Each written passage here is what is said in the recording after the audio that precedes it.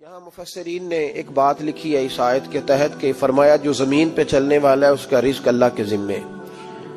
فرماتے ہیں کہ یہ اللہ نے ہماری عقل کے مطابق ہم سے بات کی ہے، ورنہ آسمانوں میں جتنی مخلوق ہے رزق اس کا بھی اللہ کے ذمے ہی ہے. یہاں جو فی الارض کے لفظ ہے زمین پہ، وہ ہمیں سمجھانے کے لیے کہ تم نے تو صرف یہ دنیا دیکھی ہے نا، تو جس کو تم نے دیکھا ہے وہ سب کھاتے اللہ کا دیا ہوا ہی ہے. تو جو ہم نے دیکھا تھا رب کریم نے اس کے مطابق ہمیں سمجھا دیا.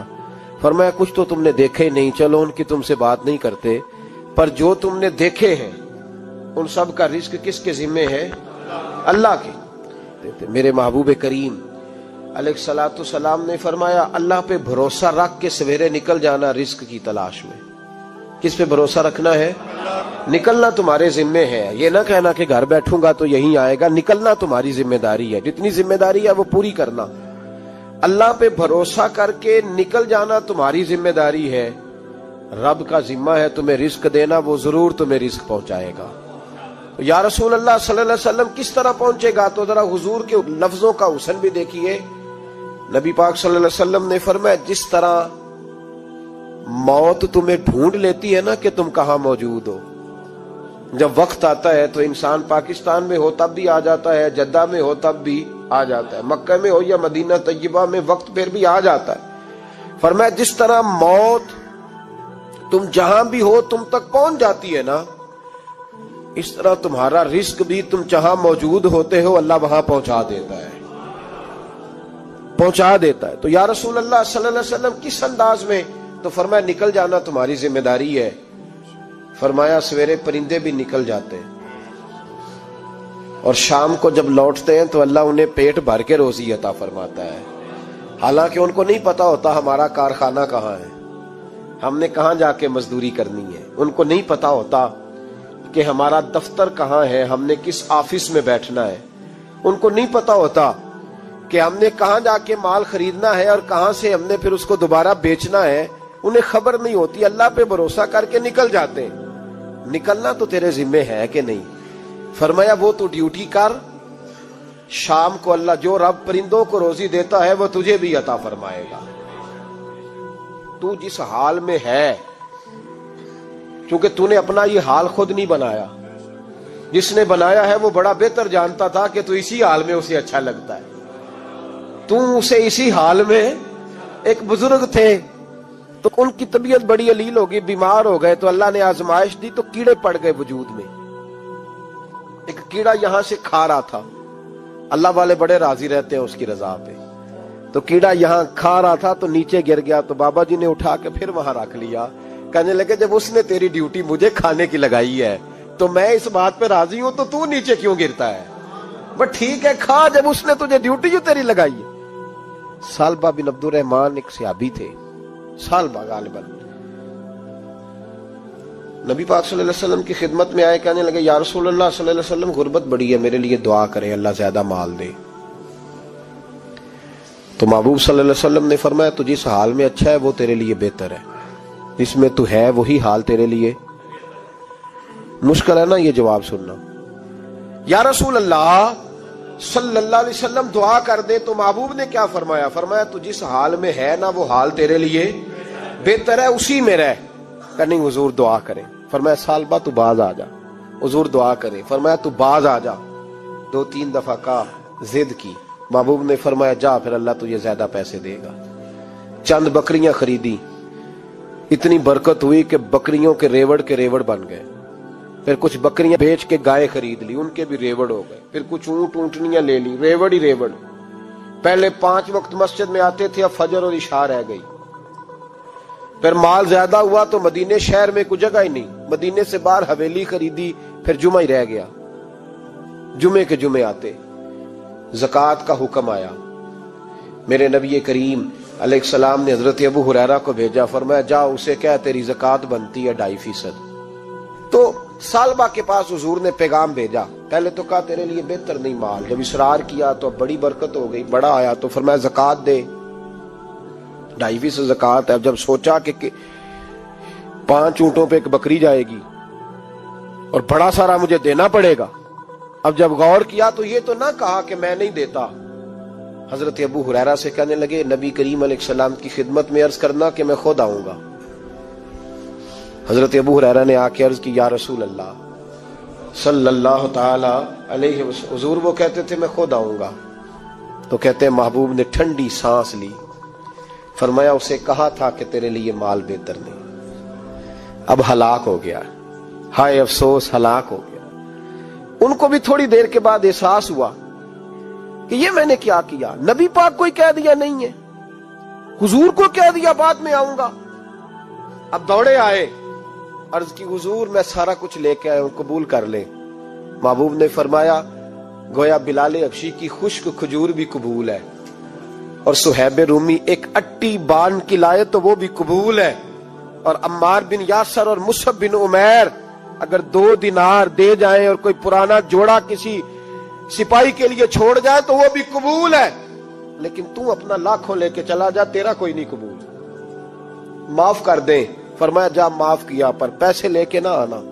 اگلے سال پھر آئے، بندے ہوئے ہاتھ ہے، محبوبہ میں دولت کا کیا کروں گا، آگ لگانی ہے، قبول کر لیں۔ فرمایا تو لے جا، تیرا نہیں قبول، گرا جو ان کی نگاہ سے وہ سنبھل نہیں سکتا۔ حضور نے وصال ظاہری کیا تو جناب صدیق اکبر کے پاس آئے، لاکھوں کا مال، ابو بکر قبول کر لو۔ تو جناب صدیق اکبر کہنے لگے اس کا کر لوں جس کا نبی نے نہیں کیا، چل جا کوئی نہیں چاہیے۔ حضرت عمر کے زمانے میں قحط پڑ گیا، بارشیں نہیں ہوتی، غلہ نہیں ملتا، حالات خراب ہے، مالی طور پہ بحران آ گیا، غربتیں، مجبوریاں، تکلیفیں، آ کے روئے عمر میرا قبول کر لو، مجھے معافی تو مل گئی تھی نا۔ فرمایا معافی اپنی جگہ پہ، پر جس کا مصطفیٰ نے قبول نہیں کیا۔ بہت سارے لوگوں کو پتہ ہی نہیں کہ ان کا قبول ہی نہیں ہوا، اور وہ الجھے ہوئے، انہیں خبر ہی نہیں کہ اصل بات کیا ہے۔ فرمایا جس کا مصطفیٰ کریم نے قبول نہیں کیا، اب ہیرے اور جواہرات بھی لے کے آئے تو بھوکے مریں گے، پر اس کا قبول، اس بات پہ راضی رہو جس حال میں اللہ نے رکھا ہوا ہے، اس حال میں راضی رہو۔ یہ جو مصیبت ہے نا دیکھنی کہ وہ بھی میرے پاس، تمہیں کیا پتا، کبھی پوچھ تو صحیح اس سے وہ کس مصیبت کا شکار ہے، جو مالی طور پہ بڑا امیر ہے، تو اس کی طرف دیکھ کے اپنا دل برا کرتا ہے۔ بس جس حال میں رب نے رکھا ہے اس حال میں رہ۔ حضرت عثمان غنی کے زمانے میں تو وہ وصال کر گئے، لیکن بھائی تو جس حال میں تیرا رب تجھے رکھتا ہے اس حال میں رہ، تیری مالی پریشانیاں ختم ہو جائیں گی۔ امام شافعی فرماتے ہیں جن گھروں میں لوگ فجر کی نماز کے وقت سوئے ہوتے ہیں ان گھروں میں رزق نہیں آتا۔ آپ فرماتے ہیں فجر کا وقت اللہ کے دینے کا وقت ہے، اس وقت اللہ بانٹتا ہے۔ حضور صلی اللہ علیہ وسلم کا فرمان ہے نا حدیث میں کہ تہجد کے وقت اللہ پہلے آسمان پہ نزول اجلال فرماتا ہے جو اس کی شان کے لائق ہے تہجد کے وقت، اور وہ کہتا ہے مانگو میں تمہیں عطا کروں گا۔ لینے کی باری آئے تو بندہ سمیٹ سماٹ کے اندر گھس جائے۔ ہمارے ہاں یہ ہوتا ہے کہ عشاء کے بعد بچے بیٹھتے ہیں موبائل لے کے، تہجد کا وقت آتا ہے تو ان کی آنکھیں بند ہونی شروع ہوتی ہیں، تو لینے کے وقت تو سویا تھا، تیرا مسئلہ کیسے حل ہوگا؟ بھائی جب کوئی آدمی خیرات بانٹ رہا ہو تو جو پیالہ پیچھے کر لے اسے ملے گا؟ کہتے اس وقت آنا جب میں بانٹ رہا تھا، اب تو کدھر آ گیا ہے؟ مثال دے رہا ہوں۔ تو فجر کا وقت مانگنے کا ہے، تو ساری رات تو گزر گئی گیمیں کھیلتے، ٹی وی دیکھتے، اور جو لینے کا وقت تھا تو سو گیا، تو کیسے آئے گا تیرے پاس؟ تو اٹھے سویرے، بندوں سے مانگ کے دیکھ لیا، بڑی عزتیں خراب ہوئی، فجر کا وقت اٹھ کے جھولی پھیلائے۔ میرے رسول پاک علیہ السلام فرماتے ہیں، رب فرماتا ہے جب بندے میرے آگے جھولی پھیلاتے ہیں مجھے شرم آتی ہے، کیسے خالی واپس کر دو؟ تو اس کے سامنے جھولی پھیلائیں سویرے اٹھ کے، رزق میں برکت ہوگی۔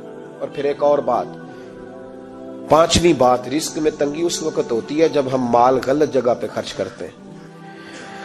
اللہ مال دیتا ہے اپنے فضل سے، اور جب ہم اسے ضائع کریں، مثال دیتا ہوں، میرے پاس ایک شخص نے آ کے کہا حضرت جی بچی کی شادی ہے، یا میرا گھر میں کوئی بیمار ہے، یا بڑی آزمائش ہے، 10,000 کی ضرورت ہے، میں نے تھما دیا اس کو، پھر مجھے بعد میں پتا چلا کہ وہ تو عیاشی کر رہا ہے پیسوں سے، وہ تو چلا گیا کہیں گھومنے اور فلاں ہوٹل میں، مہنگے ہوٹل میں بیٹھ کے کھانا کھا لیا، تو میرے دل پہ کیا گزرے گی اس شخص کے بارے میں؟ بلا مثال و بلا تشبیہ سمجھانے کے لیے اللہ نے مال دیا فضل سے، اور اگر عیاشیوں میں لگا دیا۔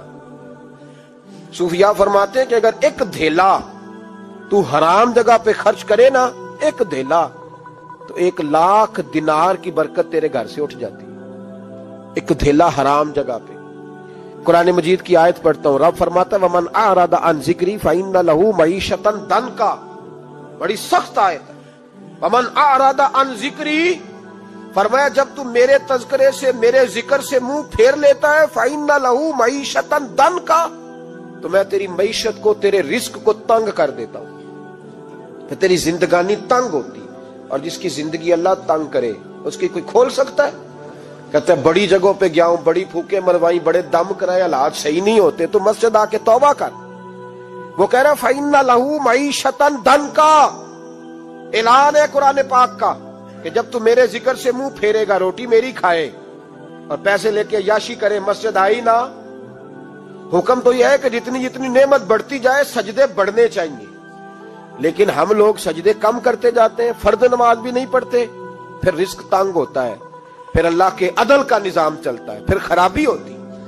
اس لیے یاد رکھیں قرآن مجید نے حکم دے دیا کہ اگر چاہتے ہو کہ رزق میں برکت ہو تو پھر رزق دینے والے کے آگے جھک جاؤ، پھر رزق دینے والے کے آگے جھکو۔ تو مالی پریشانی کا بہت بڑا سبب یہ ہے کہ ہم مسجد کی طرف نہیں آتے، دین کی طرف نہیں آتے، پیسہ ناجائز جگہ پہ